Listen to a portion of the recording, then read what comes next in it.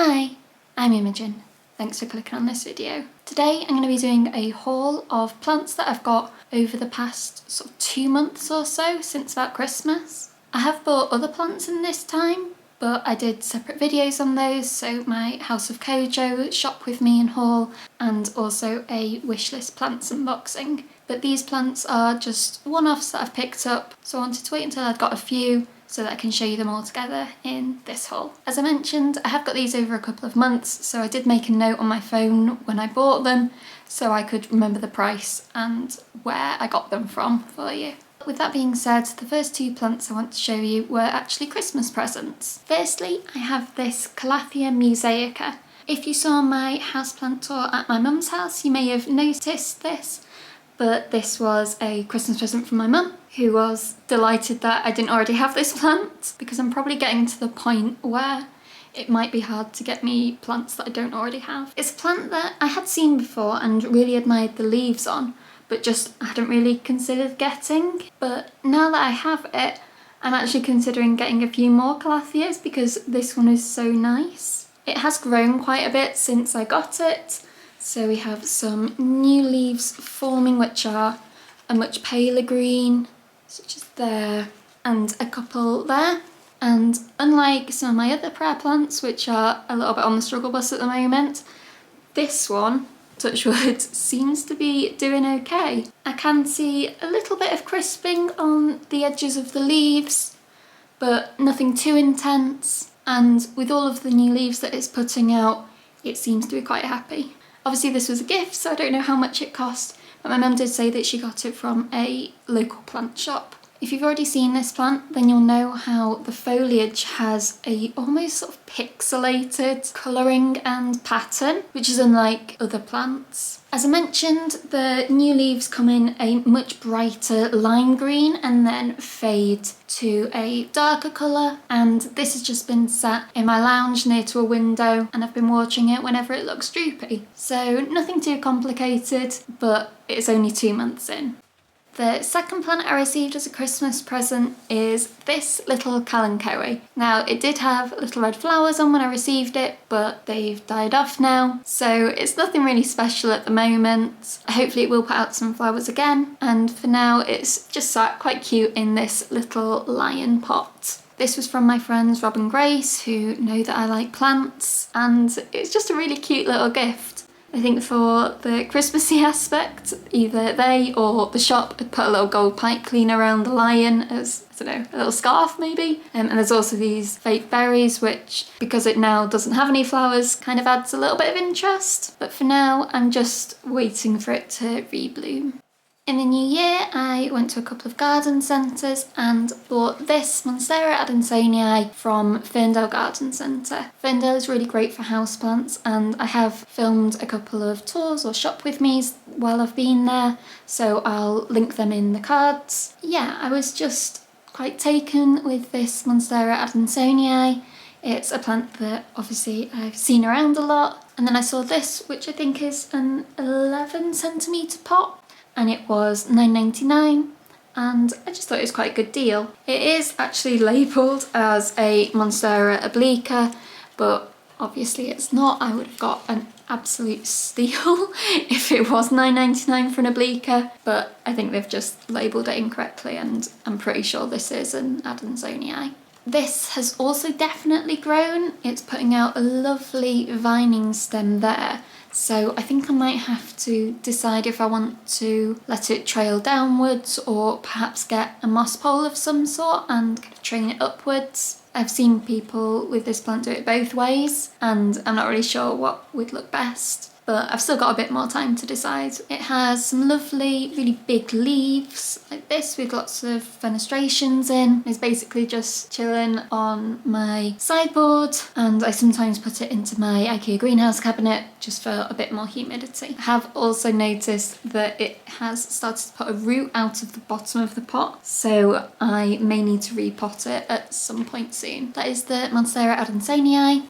And looking at my notes, that was actually the only plant that I bought in January, but February was a bit more spendy. So first I bought this little Sanseveria, which was £3, and I got this from Morrison's, which is a supermarket here in the UK. They tend to have a plant of the week with some sort of offer on, and so they had a load of Sanseverias for £3. I was quite taken with this one, which has green down the middle and yellow edges, so quite different to my other green stripy Monstera Trifaciata. I must admit that I haven't actually looked into what type of Sanseveria this is. I expect it's quite a common one, but I just thought it was quite cute and would do well in a lower light space. Next, I have another Kalanchoe. This is one that I bought myself, and I got this from one of my local plant shops called Gravel Pit. They are closed at the moment because of lockdown, but have been posting on their Instagram stories what plants they've got in, and I can order online and collect in store. And I just thought this one was really quite pretty. The lighting seems to be blowing it out a bit, but hopefully in the close-ups you can see it's a lovely pale green colour with white and pink edges on the leaves. This was £5 and it's in a 5cm pot, but I've just put it in this little round pot from 53 Degrees North Ceramics, and I think it looks really nice and brings out the pink in the leaves. I think these ones also have quite pretty little flowers, so I'd love it if that would happen as well. Next, I just have a little propagation, but I thought I'd show you that anyway. So that is this little single leaf pothos enjoy cutting. Somebody posted on my local plant swap group asking for some Sphagnum Moss, which I've got loads of, and offered these up, so I boxed up some Sphagnum Moss and left it on my doorstep, and she left me this in return. It's nothing too special. I've just been letting it carry on propagating in water, but now that I'm looking closely at it, I think it does have another little stem coming, so I might wait for that to develop a bit more and then plant it up. It has some really lovely colouring on the leaves, almost like it's got two different shades of green and white as well. So hopefully it will put out more shoots with some equally lovely looking leaves on. Now obviously that leaf was free, but I think the next plants are an equally good bargain. So I went into Poundland, and for the first time ever that I've seen, they actually had some live plants in. Now I've seen fake ones in there plenty of times, but I think this was some kind of Mother's Day special, and they had loads of little cacti and succulents. They just came in plastic pots, but I've just popped this little cacti in a little terracotta one for now. As it was Poundland, these were £1 each, and this is just a little cactus. I don't know what sort. It looks like some sort of barrel cactus with 5 little pups in. I was a bit worried if they'd been overwatered, but thankfully they seem to know that cacti prefer dry soil. So for just £1, I kind of thought, why not? And this has been happily living on my windowsill, getting plenty of sunlight during the day. The second plant I got from Poundland is this little succulent, which I think is a peperomia happy bean. I'm not 100% sure, but it certainly looks like the happy bean. Same as the cactus, this was £1. Again, coming in a plastic pot, but I've just put it in this little yellow one to make it look a bit nicer. And it's actually in really good condition. Again, I was quite surprised. I think just because I haven't seen real plants in there before, that I thought maybe it's the kind of thing that might just get overwatered. For now, I'm kind of keeping this quarantined, but I think it will be fine, and I'll probably move it onto a windowsill with other succulents quite soon.